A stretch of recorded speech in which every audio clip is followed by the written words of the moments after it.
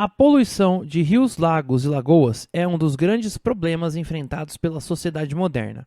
Ao longo das últimas décadas, vários mecanismos têm sido utilizados para minimizar os danos causados por ela.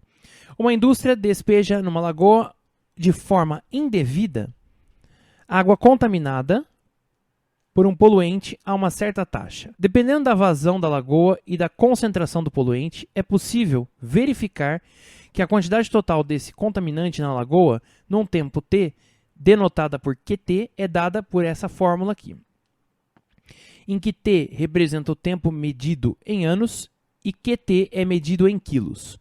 O gráfico que melhor representa a função QT, ou seja, a quantidade total de poluentes na lagoa num tempo t, é qual?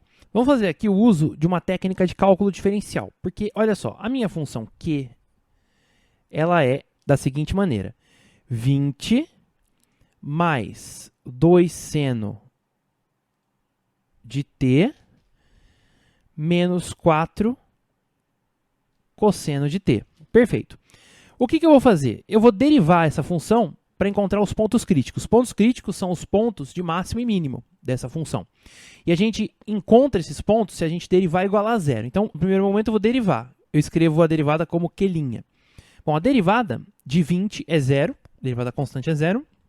A derivada de seno é cosseno. Então, vai ser 2 vezes cosseno t. E aqui, derivada de cosseno é menos seno. Então, eu vou ter mais 4 seno de t.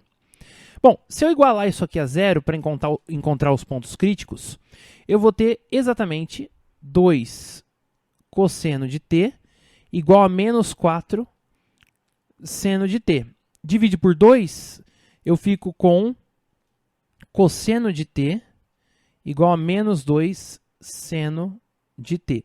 Agora eu vou usar a identidade trigonométrica que diz o seguinte: seno ao quadrado de t mais cosseno ao quadrado de t tem que dar 1.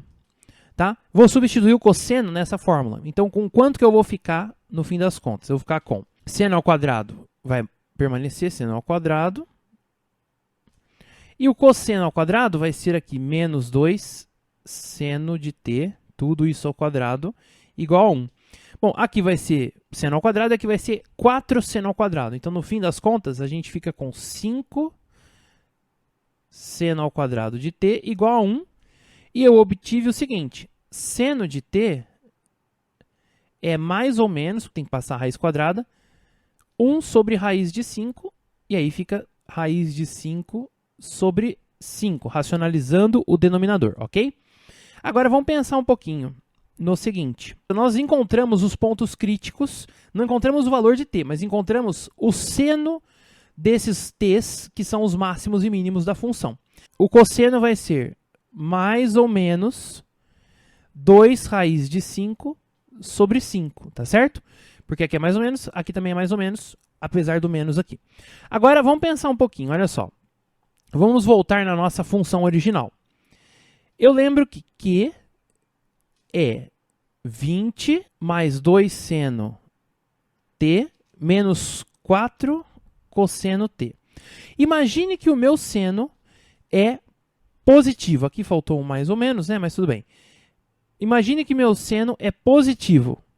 Bom, então eu vou colocar o seno valendo raiz de 5 sobre 5. Então eu vou ter 20 mais 2 raiz de 5 sobre 5. Agora eu vou ter menos 4 vezes menos 2 raiz de 5 sobre 5, porque o cosseno tem sinal invertido. Então, aqui vai ficar mais 2 raiz de 5 sobre 5. E aqui dá 8. Portanto, eu vou ter 20 mais 2 raiz de 5 sobre 5 mais 8. Ou seja, 10 raiz de 5 sobre 5. Divide por 5 aqui dá 1 e aqui dá 2. Eu fico com 20 mais 2 raiz de 5. Agora, qual que é o outro ponto possível? É o seno valendo menos raiz de 5. Então, eu vou ter menos 2 raiz de 5 sobre 5, porque aqui multiplica por 2. E o cosseno, ele vai ser positivo, só que vai multiplicar por menos. Então, vai ser menos 8 raiz de 5 sobre 5. Bom, aqui você vai ficar com 20 menos 2 raiz de 5. É a mesma coisa, só que com um sinal negativo aqui. Quem que é o ponto de máximo? É claro que o ponto de máximo vai acontecer com esse cara aqui. E o ponto de mínimo vai acontecer com esse cara aqui, tá? Bom, significa o seguinte, se você pensar que raiz quadrada de 5 tem mais ou menos 2,2, então a gente vai ter aproximadamente aqui, vou colocar bem aproximadamente, 24. E aqui eu vou ter aproximadamente 15. Ou seja, o máximo que a função atinge é aproximadamente 24. E o mínimo é aproximadamente 15. Vamos voltar nos gráficos aqui, ó. Por que eu já elimino algumas opções, por exemplo, a opção B? Porque a opção B não é uma função periódica, tá? Como a gente tem soma de senos e cossenos, é uma função periódica. Só que essa aqui não é. Ela está tendo máximos diferentes em cada região. Agora, olha só, a D é a mesma coisa. No entanto, a C poderia ser, ela é periódica, mas o máximo dela está em 20. E a gente viu que o máximo é 24.